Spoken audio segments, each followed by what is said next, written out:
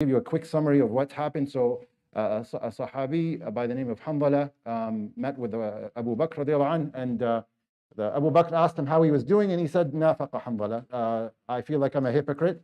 And so he asked him why, and he said, when we're together with the Prophet ﷺ and he's talking about Jannah and Hellfire, it's as if we see them right in front of us. And then when we leave him, والسلام, we go back to our families, our children, our spouses, and our worldly affairs, we forget these things. So I feel like my iman goes up and then down. I feel like a hypocrite. And so Abu Bakr says, I feel the same way too. And so they both went to the Prophet ﷺ and described their situation. And the Prophet ﷺ said to them, responded, he said, وَالَّذِي نَفْسِي بِيَدِهِ إِلَّا تَدُومُونَ عَلَى مَا تَكُونُونَ عِنْدِي وَفِي الذِّكْرِ لَصَافَحَتْكُمُ الْمَلَائِكَةُ عَلَى فُرُشِكُمْ وَفِي طُرُقِكُمْ وَلَكِنْ يَا حَنْظَلَةَ سَاعَةً وَسَاعَةً سَاعَةً وَسَاعَةً. And he repeated it 3 times. ثلاث مرات. That the Prophet ﷺ responded to them and he said, by the one whose hands my soul is in, if you were to remain at the same state when you're with me the whole time, and you are consistently remembering Allah subhanahu wa ta'ala non-stop, then the angels would shake your hands while you're on your beds or when you're traveling on the roads, or they would salute you everywhere you go, essentially. And he said, but oh Hanzala, there's an hour for this, or there's a time for this, and a time for this. And so some of the scholars have said, with respect to this hadith, it's referring to remembering, doing the work of the akhirah. There is, time dedicated for that, definitely, but there's also time to take care of your worldly affairs. And that is, tend to your family, your work, etc. The perspective I'm going to take, though, inshallah, is with respect to productivity. And there's another hadith that actually relies on this for strength, and that is رَوِّحُ الْقُلُوبَ سَاعَةً بَعْدَ سَاعَةً, that rests your hearts and time after time. So every now and then, take rest. And as part of productivity, when the Prophet ﷺ سَاعَةً وَسَاعَةً, that it is actually counterproductive for you to be completely on the go, working 100% of the time towards your goals, which are noble and for akhirah and for the sake of Allah subhanahu wa ta'ala. It is counterproductive if you actually don't take time to rest. It's counterproductive. And so we need to actually invest time to take a break, to take rest, so that your efficiency and your focus can be maintained at a high level. Otherwise, if we keep going, just like when the expression is, sharpen your saw. That expression comes from the fact that you keep sharpening wood and you don't take time, for a break to sharpen your saw. Over time, the effectiveness of your saw is going to drop. You're not going to be as effective. And so the Prophet ﷺ is teaching us here, and this is the beauty of Islam.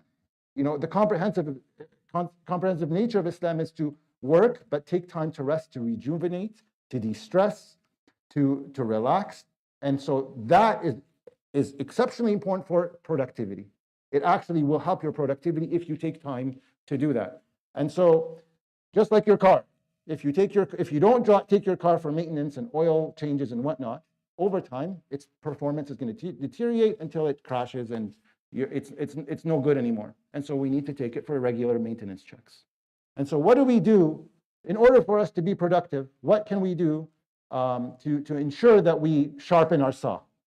And those are things that things that you love to do. Do things that you love to do, whether it's anything artistic, anything that's obviously within the folds of Islam, but even just watching a football game or spending time with loved ones. This is very important. Making sure that you're sleeping enough. That's exceptionally important. Allah subhanahu wa ta'ala gave us this reminder every day that we have to sleep. And make sure you take the time and to actually get to bed at a certain time so that you can wake up and be refreshed, so your focus can be sharp and your energy can be optimized.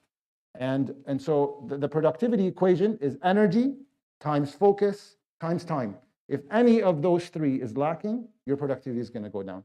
And 1 hour being productive is not the same as 1 hour of 1 hour of being fully aware and focused and energized is not the same as 1 hour of being tired.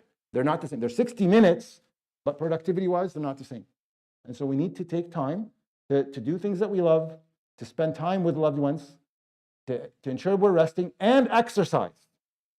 And there's a lot of scientific literature, the impact of exercise on mental health and physical health. That is exceptionally important if you want to be productive.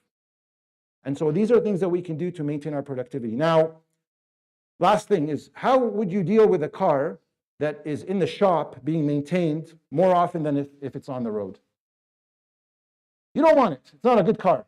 So please don't take my words of taking rest and taking time to do leisurely activities as your base, right? This is the most of my time, and then some of the work I do is for my akhirah and to meet my goals. Then that car's no good. You want the car to be on the road most of the time and maintained periodically to ensure it's effective. And so inshallah, as part of being effective and productive, make sure you take time to do things that you love, spend time with family, and sharpen your saw so that you are optimizing, inshallah, to get to your goals and your objectives. So with that, inshallah, I hope that was beneficial. يروي الإمام مسلم في صحيحه عن حنظلة بن الربيع الأسيدي قال قال رسول الله صلى الله عليه وسلم والذي نفسي بيده إن لم تدومون على ما تكونون عندي وفي الذكر لصافحتكم الملائكة على فرشكم وفي طرقكم ولكن يا حنظلة ساعة وساعة صدق رسول الله صلى الله عليه وسلم سبحانك اللهم وبحمدك